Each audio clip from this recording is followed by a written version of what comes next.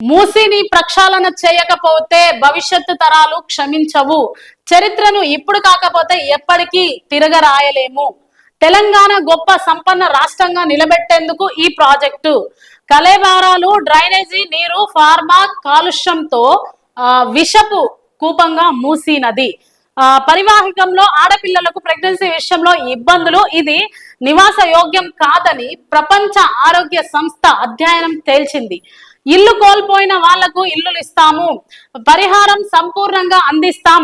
గాంధీ విగ్రహం ఖర్చు 70 నుండి 75 కోట్లే. మూసీకి 6,500 కోట్ల నుండి 7,500 కోట్లే. కడుపులో కుళ్ళు, మాటల్లో విషం, చూపుల్లో పగతో దీన్ని అడ్డుకుంటున్నారు అని రేవంత్ రెడ్డి చెప్పుకొచ్చారు.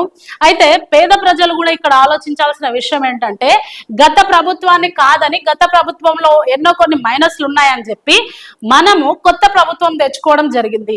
మరి కొత్త ప్రభుత్వం వచ్చి దాదాపు 2 సంవత్సరాలు అయిపోతున్నప్పటికీ వాళ్ళు ఇచ్చిన పథకాలు నెరవేర్చకపోగా ఓన్లీ ఫ్రీ బస్ తప్ప వాళ్ళు ఇంకే పథకాలు నెరవేర్చలేదు.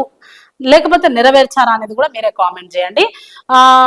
నెరవేర్చకపోగా పేద ఇల్లులు, మూసీ ప్రక్షాళన అంటూ, హైడ్రా అంటూ, భూదాన్ భూములు అంటూ, ఇలా ఎన్నో, గాంధీ సరోవర్ అంటూ ఇల్లులు గులగొట్టే ప్రయత్నం చేస్తున్నారు. కానీ పేద ప్రజలకు ఉపయోగపడే పని మాత్రము తెలంగాణ ప్రభుత్వం చేయడం లేదు.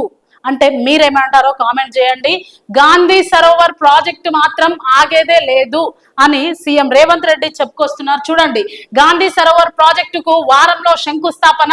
మూసీ ఒడ్డున అతిపెద్ద మసీదు నిర్మాణానికి ముందుకొచ్చిన సౌదీ యువరాజ్. 800 ఏళ్ల నాటి శివాలయం పునరుద్ధరణ. ఉస్మానియా ఆసుపత్రి స్థలంలో మల్టీ పర్పస్ కాంప్లెక్స్. హైటెక్స్ ను మించేలా అంతర్జాతీయ స్థాయిలో డిజైన్ చేస్తాం. అయితే మీ సలహాలు, సూచనలు ఇస్తే ఇవ్వండి, తీసుకుంటాం. కానీ మొత్తానికి మూసీ ప్రాజెక్టులో ఆపేయాలి అంటే ఈ ప్రాజెక్ట్స్ మాత్రం ఆగవు అని సీఎం రేవంత్ రెడ్డి వెల్లడిస్తున్నాడు.